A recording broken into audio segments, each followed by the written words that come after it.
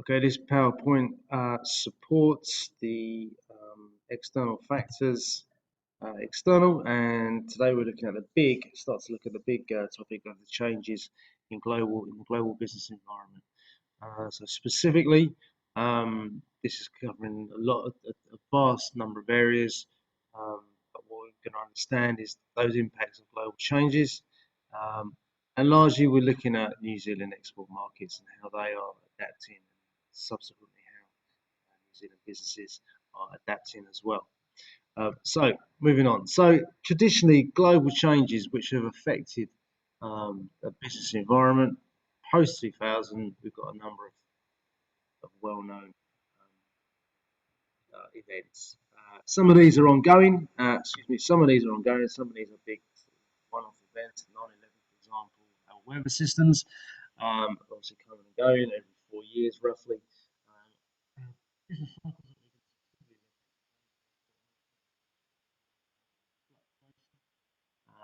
The global financial crisis, big, far-reaching implications to our business environment.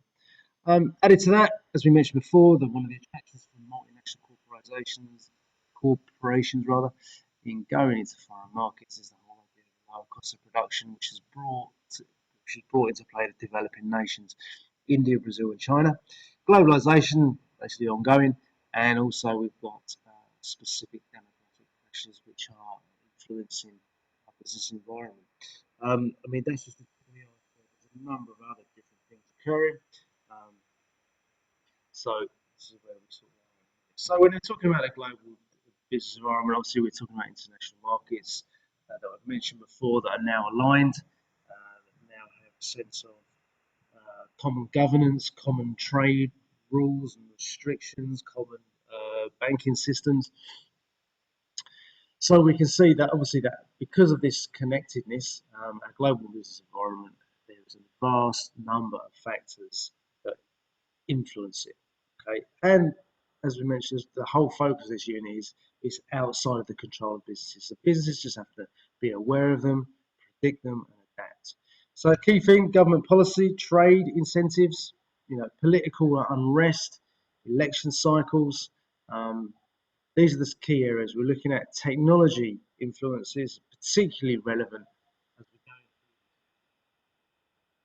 hyperactive stage of technological development, digital revolution.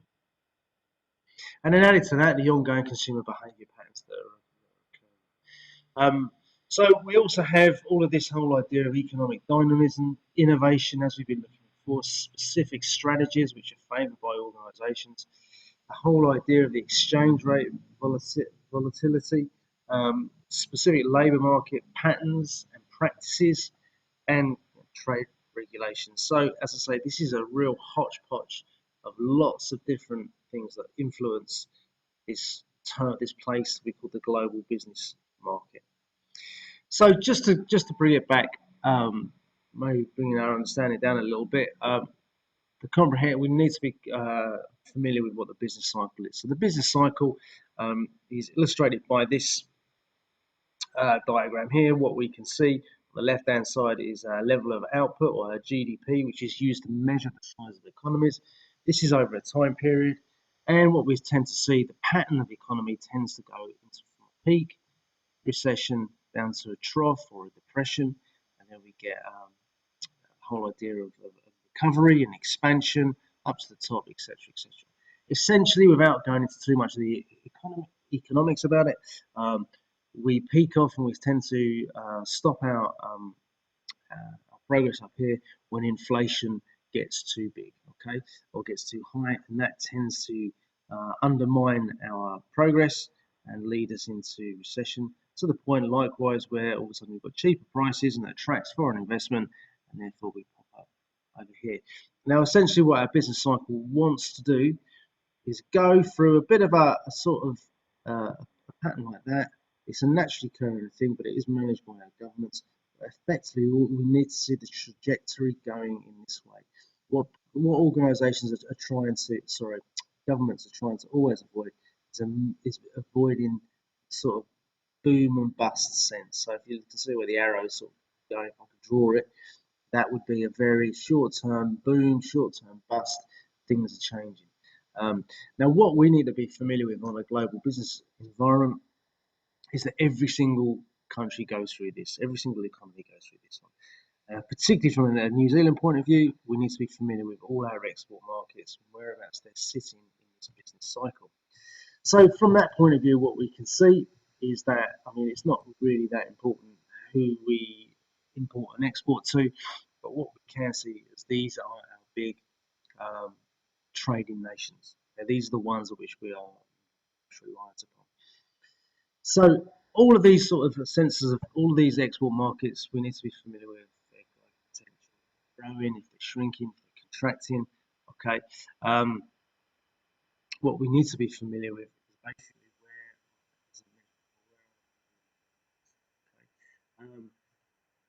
Now, if we have a situation that is growing, we tend to have these benefits. So we have increased wealth, more demand there potentially, increased demand, further demand, further opportunity for production, increased tax revenue for the government, so you're going to be very much favoured. Government spending is going to benefit the infrastructure of where they're operating and the likelihood of being able to offer contracts. New Zealand exporters are a lot more likely to achieve economies of scale by going overseas rather than just relying on that domestic population of 5 million, which is rather small. Likewise, the exchange rate, although it does fluctuate, may benefit our New Zealand exporters in the destination market. On the downside, though, okay, what we can find if our destination is going through a recession, unemployment, with less tax from the domestic government, and therefore their focus is not really going to be so much in stimulating trade, but it could be more other fundamental things for their society. Encouraging the purchase of domestic products to protect their domestic producers. What you also might find that in a recession situation is that people may be moving out of that country to avoid those negative features of a recession. And likewise, although we're saying the exchange rate may benefit, the flip side is the exchange rate can fluctuate and work the other way. So what we can see here is we need to be familiar with the state of the recession in terms of its business cycle.